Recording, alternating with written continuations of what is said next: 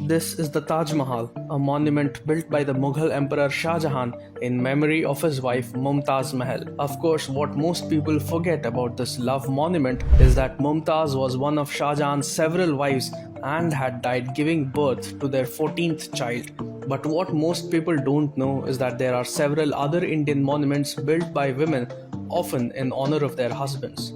The Rani Ki Vav stepwell in Gujarat's Patan was constructed by Rani Udaymati in the 11th century in memory of her husband, the Chalukya king Bhima I. Built on the banks of the Saraswati River, Rani Ki Vav is the pinnacle of craftsmanship in stepwell construction. The stepwell was commissioned in 1063 CE and took 20 years to complete. Designed as an inverted temple, it is divided into 7 levels with panels carrying intricate sculptures.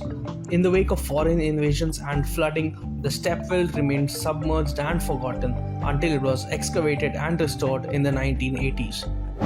The Virupaksha temple in Pattalakal, Karnataka was built by Chalukya queen Lokamahadevi in 740 CE to commemorate her husband King Vikramaditya II's victory over the Pallavas. Another interesting aspect to the temple is that it has the inscribed names of the architects and artists who worked to build it. The magnificent temple is also called the Lokeshwara temple as a tribute to the queen who built it. This temple, along with several other temples at Pattalakal, were subject to raids and desecration by the armies of the Delhi Sultanate, Bijapur Sultanate, Mughals and Tipu Sultan. Adalaj Stepwell, also known as Rodabai Stepwell, is located in the small town of Adalaj in Gujarat. It was built in 1498 in the memory of the Waghela king Rana Veer Singh by his wife Queen Ruda Devi. With an octagonal opening on top and 5 stories deep, the walls and pillars of the stepwell have intricately carved designs on it. Interestingly, the temperature inside the well is about 5 degrees lower than the outside.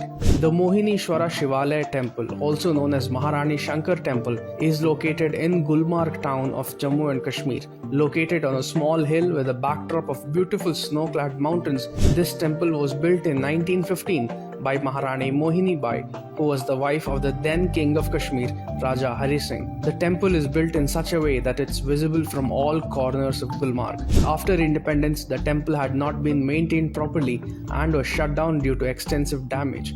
In 2021, it was restored by the Indian Army with the help of local Hindus and reopened for worship. The Rani Ji Ki Bawri or Queen Stepwell is situated in Bundi town in Rajasthan. It was built in 1699 by Rani Nathavati, who was the younger queen of Raja Anirudh Singh of Bundi. With the depth of 46 meters and some superb carvings on its pillars and gate, the stepwell also has small temples and shrines on each floor. There are also quite a few monuments built by Indian queens either for their own use or to protect Bharat's civilizational heritage. The Mirjan fort in Karnataka's Kumta was built by Queen Chennabhaira Devi of Gersoppa in the 16th century. Perched on a bank of the river Aghanashini, Mirjan fort has a double layer of high walls and towering bastions.